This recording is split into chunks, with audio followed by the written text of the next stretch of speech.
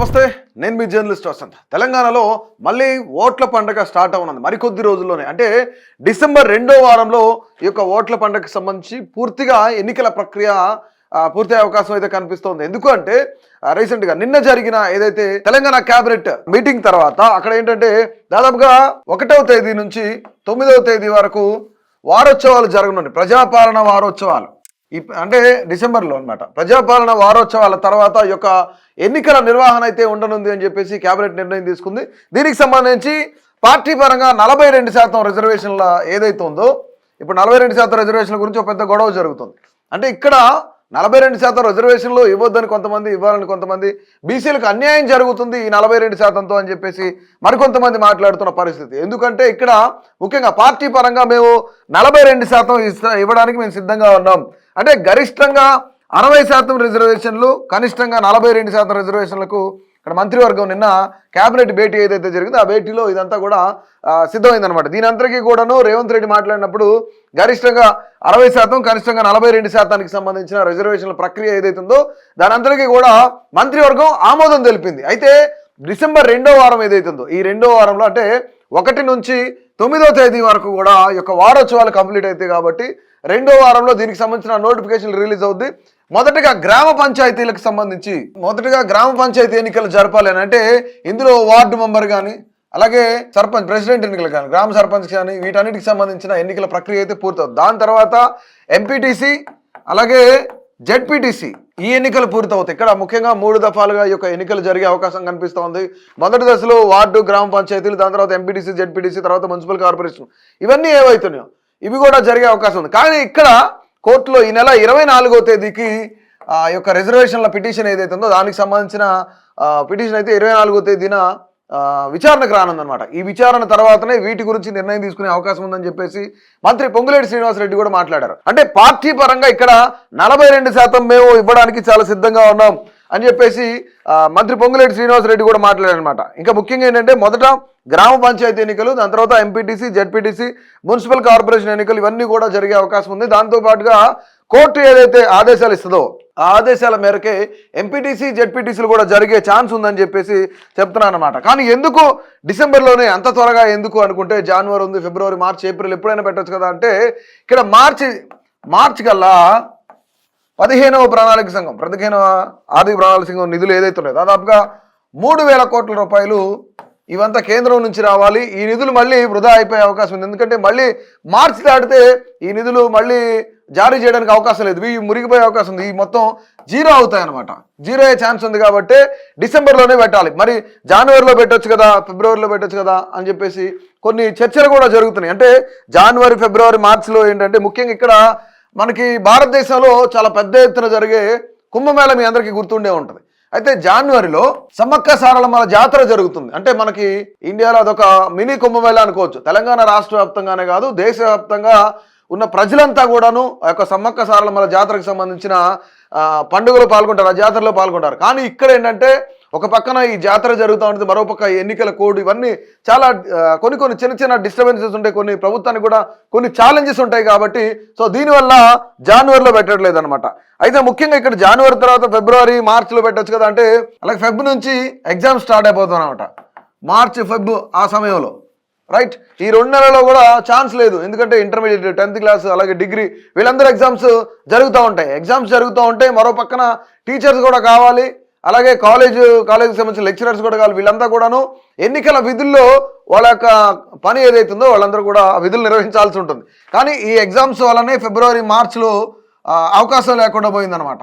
So ఇక మిగిలింది మనకి ఏప్రిల్. కానీ ఇక్కడ ఏప్రిల్ అయితే ఇక్కడ ఏప్రిల్లో మరి ఎందుకు నిర్వహించకూడదు, అంత హడావుడి ఎందుకు ఏప్రిల్లో నిర్వహించకూడదు అంటే మనం ఇందాక అనుకున్నట్లు మార్చిలో ప్రణాళిక సంఘం నిధులు ఏదైతే 15వ ఆర్థిక ప్రణాళిక సంఘం నిధులు ఏవైతేనో ఆ నిధులు ఇక్కడ దీనికి సంబంధించి 3,000 కోట్లు మురిగిపోయే అవకాశం ఉంది. ఇవి రాష్ట్ర ప్రభుత్వానికి రావు. సో ఈ 3,000 కోట్ల కోసం అయినా సరే ఖచ్చితంగా ఇవన్నీ ఎందుకు అంటే దాదాపుగా 20 నెలల నుంచి, నియర్లీ 20 months నుంచి స్పెషల్ ఆఫీసర్ల పాలన నడుస్తుంది గ్రామాల్లో. అంటే వాళ్ళకి నిధుల కొరత చాలా ఎక్కువగా ఉంటుంది. అలాగే వీధి లైట్లు కానీ, రోడ్లు కానీ, ఆ పంచాయతీకి సంబంధించిన, గ్రామ పంచాయతీకి సంబంధించిన అనేకమైన కార్యకలాపాలు మిగిలిపోయినాయి. సో వీళ్ళు కేంద్ర ప్రభుత్వం నిధులు రిలీజ్ చేస్తేనే ఇవన్నీ కూడా ఉపయోగించుకునే అవకాశం ఉంది. కానీ ఇక్కడ ప్రణాళికా సంఘం ప్రకారం ఏంటంటే ఈ 3,000 కోట్లు నిధులు ఏదైతే ఉన్నాయి వీటన్నిటిని ఉపయోగించుకోవాలంటే మార్చి లోపలే ఈ యొక్క ఎన్నికలు జరగాలి. మార్చిలో ఏప్రిల్లో జరిగే ఛాన్స్ లేదు. ఏప్రిల్లో జరిగితే కనుక ఈ 3,000 కోట్లు ఉపయోగించుకోవడానికి లేదు. కానీ మార్చ్ ఫిబ్రవరి ఆ టైంలో అయితే ఇంటర్మీడియట్ పిల్లలకి ఎగ్జామ్స్ ఉంటాయి, డిగ్రీ వాళ్ళకు ఉంటాయి, 10th క్లాస్ పిల్లలు, ఇవన్నీ చాలా ఇబ్బందులు ఉండే అవకాశం ఉంది. సో దానివల్ల కొన్ని ఎన్నికల కోడ్ వల్ల కొన్ని నిర్వహణ లోపాలు కూడా అవకాశం ఉందన్నమాట. ముఖ్యంగా ఏంటంటే ఇటు పోలీసులు వీళ్ళందరికీ ఛాలెంజెసే. అయితే జనవరిలో సమ్మక్క సారక్క జాతర, అక్కడ పోలీస్ డిపార్ట్మెంట్ చాలా పెద్ద ఎత్తున మోహరించాలి. అక్కడ సెక్యూరిటీ, ఎందుకంటే లక్షలాది మంది భక్తులు వస్తూ ఉంటారు కాబట్టి. సో వీటన్నిటి ఛాలెంజెస్ మేరకే ఇప్పుడు ఏదైతే మనం అనుకుంటామో ఎన్నికలు అయితే డిసెంబర్లోనే జరుగుతాయనేది తెలుస్తుంది. మొదటగా గ్రామ పంచాయతీ ఎన్నికలు జరుగుతాయి అన్నమాట. ముఖ్యంగా ఇంకోటి ఏంటంటే ఇక్కడ 20 నెలల నుండి స్థానిక సంస్థలు 20 నెలల నుంచి కూడా గ్రామాలలో స్పెషల్ ఆఫీసర్ పరిపాలన నడుస్తూ ఉంది. అయితే ముఖ్యంగా ఇక్కడ వీళ్ళు నిజంగా నిన్న కేబినెట్ మీటింగ్ లో 2047 అంటే తెలంగాణ రైజింగ్ 2047 అనే లక్ష్యంగా ముందుగా ఈ యొక్క కేబినెట్ మీటింగ్ జరిగింది. ఈ కేబినెట్ లో అనేకమైన చర్చలు జరిగినాయి అన్నమాట. ముఖ్యంగా ఇందులో స్థానిక సంస్థల ఎన్నికల గురించి కానివ్వండి, తర్వాత ఇంకోటి ఏంటంటే కొన్ని పథకాలు, సంక్షేమ పథకాల గురించి కానీ, సంక్షేమ పథకాల అమలు గురించి కానివ్వండి, ప్రజాపాలన వారోత్సవాలు, ఇలాంటి కీలకమైన అంశాల పట్ల అంటే తెలంగాణ రైజింగ్ 2047 లక్ష్యంగానే నిన్న మీటింగ్ జరిగింది అన్నమాట, కేబినెట్ మీటింగ్ జరిగింది. సో మొత్తానికి కూడాను ఈ నెల 24న హైకోర్టు ఏదైతే తీర్పునిస్తుందో విచారణ జరుగుతోంది పిటిషన్ 42% బీసీ రిజర్వేషన్ మీద. సో ఇక్కడ కీలకమైన అంశం ఏంటంటే పార్టీ పరంగా 42% బీసీలకు మేము టికెట్ ఇవ్వడానికి సిద్ధంగా ఉన్నామని చెప్పేసి మంత్రి పొంగులేటి శ్రీనివాసరెడ్డి కూడా ఒక క్లారిటీ అయితే ఇచ్చారు. కానీ ఇక్కడ ఏంటంటే ఇక్కడ ఈ 42% పార్టీ పరంగా గనక ఇస్తే గనక మిగతా పార్టీలు పార్టీ పరంగా వాళ్ళు కూడా బీసీ రిజర్వేషన్ ఇవ్వాలని రూల్ ఏం లేదు. ఎందుకంటే ఇక్కడ ఓసీ కేటగిరీలోనే పోటీ చేయాల్సి వస్తుంది బీసీలు. అయితే ఇక్కడ బీసీలకు అన్యాయం జరుగుతుందనేది మరొక వాదన అనమాట. ఇక్కడ బీసీలకు అన్యాయం జరుగుతుందంటే ఖచ్చితంగా అన్యాయం జరుగుతుంది. ఎందుకంటే ఇక్కడ ఫర్ ఎగ్జాంపుల్ ఇక్కడ కాంగ్రెస్ కానీ, బీఆర్ఎస్ కానీ, అలాగే బీజేపీ కానీ, ఈ 3 పార్టీలకు సంబంధించి మనం చూసినట్లయితే కాంగ్రెస్ మేము 42% రిజర్వేషన్ అమలు చేస్తాం, ఇక్కడ బీసీకి టికెట్ ఇస్తాం. ఏదైనా ఒక గ్రామ పంచాయతీ ఉంది, ఈ గ్రామ పంచాయతీలో మేము బీసీకి టికెట్ ఇస్తాం అన్నారు. కానీ ఇక్కడ బీఆర్ఎస్ బీసీకి ఇవ్వాలని రూల్ ఏం లేదు కదా. ఇది ఓపెన్ కేటగిరీలో వెళ్ళి నుంచోబెట్టచ్చు. ఇక్కడ ధన ప్రభావం ఉంటుంది. తర్వాత క్యాస్ట్ ఈక్వేషన్స్ చాలా ఇబ్బందులు ఉంటాయి అనమాట. క్యాస్ట్ ఈక్వేషన్ కానీ లేదంటే మనీ కానీ ఇక్కడ బీసీలు అంటే ఎక్కువ ఎవరు ఖర్చు పెడతారో వాళ్ళని దింపే అవకాశం ఉంది. అంటే ధన ప్రవాహం అనేది చాలా ఎక్కువగా ఖర్చు పెట్టే అవకాశం ఉంది. ఎందుకంటే తెలంగాణలో రాజకీయాలు అంటే చాలా కాస్ట్లీ పెరిగిపోయినమాట. ఒక గ్రామ పంచాయతీకి సంబంధించి దాదాపుగా 1 crore రూపీస్ ఖర్చు పెట్టిన గ్రామ పంచాయతీలు కూడా ఉన్నాయి, ఇక నుంచి కూడా పెట్టాల్సి ఉంటుంది. సో అలాంటి ఇబ్బందులు బీసీలకు ఇక్కడ ఎదురవుతుంది అనమాట. ఎందుకంటే ఇప్పుడు బీసీలు అంటే రిజర్వేషన్ ప్రకారం ఎవరైనా పోటీ చేయడానికి చాలా కులాలు, బీసీలలో చాలా ఉపకులాలు ఈసారి రిజర్వేషన్ ఉంది కాబట్టి మేము పోటీ చేస్తాం అనడానికి ముందుకు వచ్చాయి. కానీ ఆర్థికంగా చాలా బలహీనంగా ఉన్న వాళ్ళు చాలా మంది ఉన్నారు బీసీలలో. బీసీలు అందరూ డబ్బులు ఉన్నోళ్ళే కాదు, ఇక్కడ బీసీలలో చాలా మంది బలహీనులు ఉన్నారు. అంటే ఇక్కడ బలహీనులు అంటే ఫైనాన్షియల్ సపోర్ట్ లేని వాళ్ళు, ఫైనాన్షియల్గా చాలా దృఢంగా లేని వాళ్ళు ఉన్నారు. సో వాళ్ళు పోటీ చేయడానికి ఆసక్తి చూపుతున్నారు ఈసారి, ఎందుకంటే బీసీ రిజర్వేషన్ 42% ఉంది కాబట్టి. కానీ ఇక్కడ పార్టీ పరంగా ఇస్తే ఖచ్చితంగా బీసీలు ఇక్కడ అన్యాయం అయ్యే అవకాశం కనిపిస్తూ ఉంది. సో మొత్తానికి కూడాను ఇక్కడ ధన ప్రవాహం కనిపిస్తూ ఉంటుంది, తర్వాత కాస్ట్ ఈక్వేషన్స్ కనిపిస్తూ ఉంటాయి.